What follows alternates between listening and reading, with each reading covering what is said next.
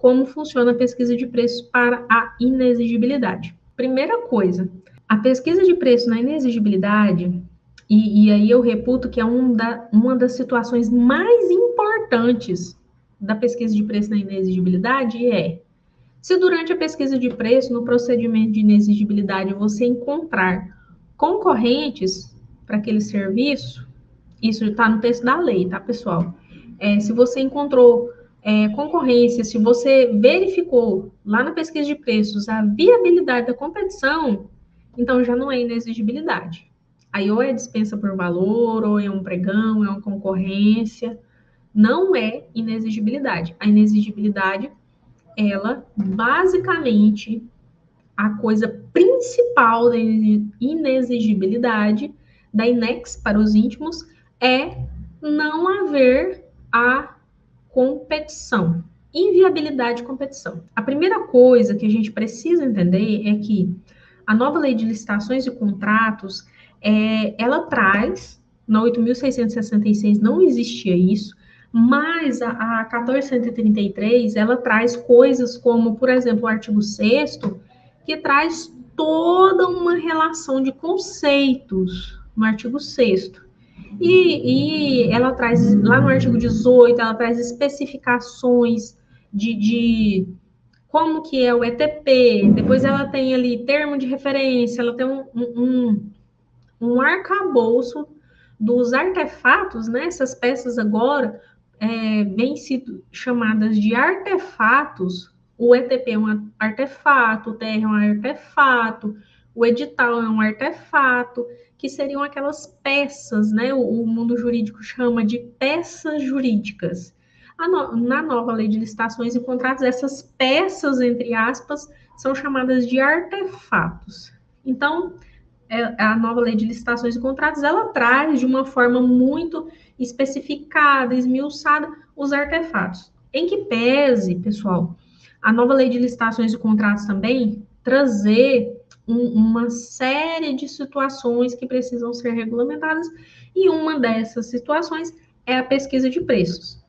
Ok, a gente sabe que tem a IN 65, que trata da pesquisa de preços no âmbito do governo federal. Mas o artigo 23 também traz os critérios, os principais critérios de pesquisa de preço, da busca de aferição do valor de mercado, a previsão do valor de mercado. Por que a pesquisa de preço é importante e é fundamental? Porque quando você vai licitar, quando você vai contratar, devido inclusive à lei de responsabilidade fiscal e outras leis que se aplicam aos entes públicos, ao dinheiro público em si, você precisa ter ali, não, eu tenho um valor planejado para gastar. Eu vou ter esse dinheiro para pagar.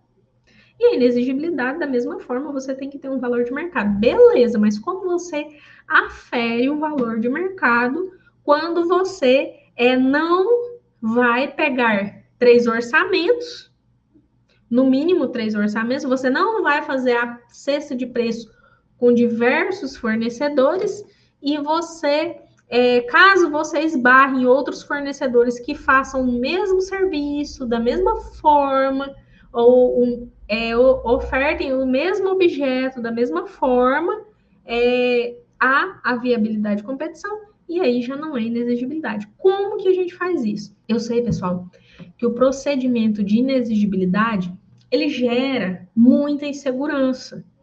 Eu sei disso. Eu já trabalhei como presidente de CPL, eu já trabalhei como pregoeira, e eu sei que, principalmente em entes que a estrutura é pequena e não está restrito a eles, tá bom? Tá bom? Eu sei que gera insegurança. A gente está acostumado com o quê? Vai lá, pega 3 orçamentos, compra, contrata com um valor menor. Isso na dispensa, na contratação direta do tipo dispensa. Agora, na contratação direta no tipo inexigibilidade, basicamente, você vai aferir o valor de mercado daquele fornecedor. Então, você vai aferir o valor de mercado daquele fornecedor, daquele prestador de serviço. Tá, mas como que você afere isso? Tá? Eu vou começar de trás para frente. Nós vamos começar no artigo 23, nós vamos começar de trás para frente. O artigo 23, parágrafo 4º do artigo 23, ele fala o seguinte: nas contratações diretas por inexigibilidade ou por dispensa, quando não for possível estimar o valor do objeto na forma estabelecida nos parágrafos 1º, 2º e 3º deste artigo, o contratado deverá comprovar previamente que os preços estão em conformidade com o praticado em contratações semelhantes de objetos de mesma natureza, por meio de apresentação de notas fiscais emitidas para outros contratantes no período de até um ano anterior à data da contratação pela administração ou outro meio idôneo. Quando não conseguir orçar, conforme o parágrafo 1º, 2º e 3º, aí o próprio fornecedor, o próprio prestador de serviço deverá comprovar que aquele valor dele está no valor de mercado. Ah, tá. Merielle, como que é isso? Que bicho é esse? É o seguinte, por exemplo, eu tenho uma empresa que ela faz capacitações, faz consultoria técnica, não é a consultoria jurídica, a gente não mexe com consultoria jurídica, e assessoria técnica, que é aquela parte de ensinar o pessoal, acompanhar o pessoal fazendo ETPs, DFDs, edital, essas coisas todas. Se você fosse contratar a Delta, como que seria isso? Você passou pelo parágrafo 1º, 2º, 3º e não conseguiu estabelecer ali, fazer o nosso valor de mercado. Aí a gente vai te comprovar como que é o valor de mercado. Como que é isso? A gente vai pegar os nossos contratos com entes públicos, com entes com empresas privadas e vai te apresentar ali a comprovação do nosso valor de mercado. Só que a lei também fala, no parágrafo 4º aí, como vocês podem ver, que existe um interregnum, um período de tempo, que é de no máximo um ano, período de até um ano. A gente vai apresentar notas fiscais, a gente pode apresentar contratos, a gente pode apresentar empenhos de serviços anteriores e pode ser de serviços semelhantes. E aí, outros meios idôneos. Por exemplo, um meio idôneo para um serviço jurídico, tabela da OAB. A tabela da OAB de Goiás, por exemplo, ela fala que uma consultoria, uma assessoria na área de licitações e contratos para empresas está no valor de, salvo engano, eu não me recordo bem se é 5 mil ou 4 mil para essa assessoria para empresas. Para ente público são outros valores. Mas é um meio idôneo. É uma tabela de classe, é um meio idôneo. Um outro meio idôneo que poderia ser verificado, piso salarial. Aí vai depender do serviço, do que você está contratando, da categoria que você está contratando, e se é cabível numa das hipóteses de inexigibilidade. É óbvio, né? Aqui eu estou falando só um recorte, que é o recorte o quê? Da pesquisa de preços para inexigibilidade. Eu já falei do artigo 4º, e agora a gente vai... Lembra que eu falei que vai ser de trás para frente a nossa aula hoje? E agora a gente vai nos outros parágrafos, que é o parágrafo 1º e o 2º do artigo 23. O parágrafo 1º fala de bens e serviços, né? E aí, os bens e serviços, onde você vai verificar?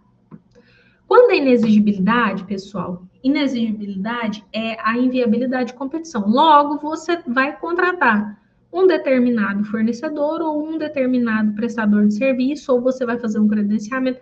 Gente, eu não vou falar de credenciamento aqui, porque gastaria aí, fora de brincadeira, gastaria aí umas 4 horas aula só para falar sobre credenciamento. As hipóteses de inexigibilidade: contratação de artista, notória especialização, credenciamento, aluguel e fornecedor exclusivo, prestador de serviços exclusivos. Você verificou que é uma hipótese de inexigibilidade, que não há concorrência, você vai para a pesquisa de preço, você vai pesquisar os preços com esse próprio fornecedor. Como que isso é feito? A gente vai no PNCP e procura esse fornecedor. É um parâmetro, é um critério. Você vai procurar esse fornecedor e você vai procurar ver se aquele serviço que ele está lá específico, divulgado no PNCP, você vai verificar se esse serviço é igual ou é semelhante ao que você precisa contratar. Como que você verifica isso? Você vai verificar o contrato, você vai verificar o termo de referência que está publicado lá no PNCP, você vai verificar essas coisas.